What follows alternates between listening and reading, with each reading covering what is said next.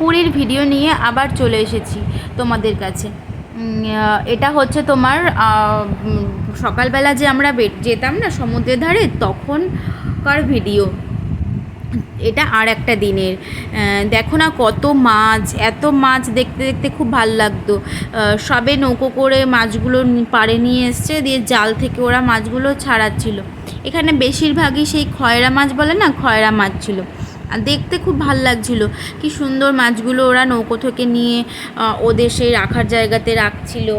কেউ কেউ মাছ কাটছিল, খুব ভাল লাগছিল দেখতে। জাল থেকে ছাড়ানোগুলো দেখতে খুব সুন্দর লাগছিল। আবার সেই শামুক, তারপরে শাক, এগুলোও উঠেছিল, সব নৌকোর এতে রাখা ছিল।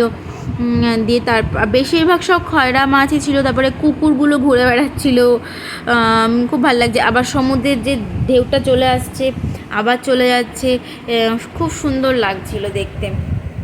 আমরা তো এখান দিয়ে হেঁটে হেঁটে যাচ্ছিলাম। আর তারপরে একটুখানি ভিডিও করে নিলাম। আর আমি তো মানে দূরে যেতে ভয়ই পাচ্ছিলাম, কেননা জলে আমার এমনিতেই ভয় লাগে। আর যে ঢেউগুলো আসছে না, সেগুলোতে আমার খুব ভয় লাগছিল, আওয়াজ। তারপরে যে ওই জন্য আমি ওর হাতটা ধরেছিলাম, ভয়ের চোটেই ধরেছিলাম। আমি দূরে যেতে ভয়ই পাচ্ছিলাম। দিয়ে তারপরে আমরা খুবই মজা করেছি, খুব এনজয় করেছি। তো দেখতে দেখতে পুরীর দিনগুলো তো কেটেই গেল। দিয়ে তারপর আমরা যেদিনকে সমুদ্রে নেমেছিলাম, স্নান তো করিনি, জাস্ট একটুখানি সমুদ্রে নেমেছিলাম, সেই দিনকার ভিডিও নিয়ে তোমাদের সঙ্গে চলে এলাম। একসাথে ভিডিওটা করে তোমাদেরকে ছেড়ে দেবো। দিয়ে দেখো না, আমার কি ভয় লাগছিল। আমি একদম পাড়ে দাঁড়িয়েছিলাম, আর ওইদিকে বাবা ওখানে নেমেছিল, আর আমি খালি ডাকছি এদিকে চলে এসে, এদিকে দেখো। আমার ভয় লাগছে, আমি ভাবছি ওদেরও ভয় লাগছে, আমি খালি ডেকে নিচ্ছি। খুব খুব ভালো লাগছিল। আমি তো পড়েই গেছিলাম, আমার হাঁটুতে চড়ে গেছিলো পড়ে, এত জোরে ঢেউ এসে গেছিলো, আর আমি পড়ে গেছি।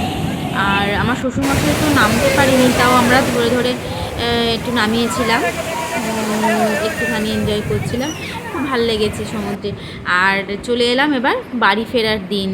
এই দেখো ট্রেনে আমরা উঠে গেছি। আমরা বাড়ি ফিরেছিলাম হচ্ছে দুরন্ততে। আর গুবলু দেখো না, গুবলুর ফার্স্ট টাইম তো ট্রেন এক্সপিরিয়েন্স হবে। ফার্স্টে তো উঠেছিল বন্দে ভারতে, দিয়ে তারপরে এটা দুরন্তে। ওর কিন্তু ভেতরে কোনো ভয় নেই, ও কিন্তু সমানে ট্রেনের মধ্যে হেঁটে যাচ্ছে, এবার এদিক একবার সেদিক, একবার আমার কাছে যাচ্ছে, আবার ওইদিকে চলে যাচ্ছে। ও খুব মানে মজা পেয়েছে ব্যাপারটা। সব ঠিকঠাক ছিল, সবই ছিল, কিন্তু তারপরে ও তো কিছুতেই খেলো না। ও খাবার তো আমি নিয়ে নিয়েছিলাম, ও তো কিছুতেই খেলো না। দিয়ে খাবে না, যা 1 চামচ 2 চামচ খেলে এবার শোয়ার পালা।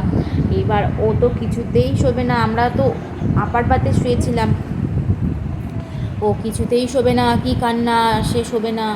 দিয়ে তারপরে তো ভোলাচ্ছি, আমি একবার ভোলাচ্ছি, বাবা একবার ভোলাচ্ছে। দিয়ে আস্তে আস্তে এবার ওর বাবার কাছে চলে গেল। ওর বাবা বললো যে আমার কাছে দাও, ওর বাবার কাছে ও থাকলো। দিয়ে তারপরে তো ওর বাবা গল্প করলো, গোল নাচালো, নাচি ঘুম পাড়িয়ে দিল, বাবার কাছেই ঘুমোলো। দিয়ে তারপর বাবা নেমে পড়লো, আমি উঠে পড়লাম। এইভাবেই আমাদের ট্রেন জার্নিটা কেটে গেল। তারপর ভোর 4টের সময় আমরা শিয়ালদাতে নেমে গেলাম। দিয়ে তারপর আমাদের যে দাদা ছিল, সে দাদাকে বললাম যে গাড়িটা নিয়ে চলে আসতে, দাদা চলে এসেছিলো।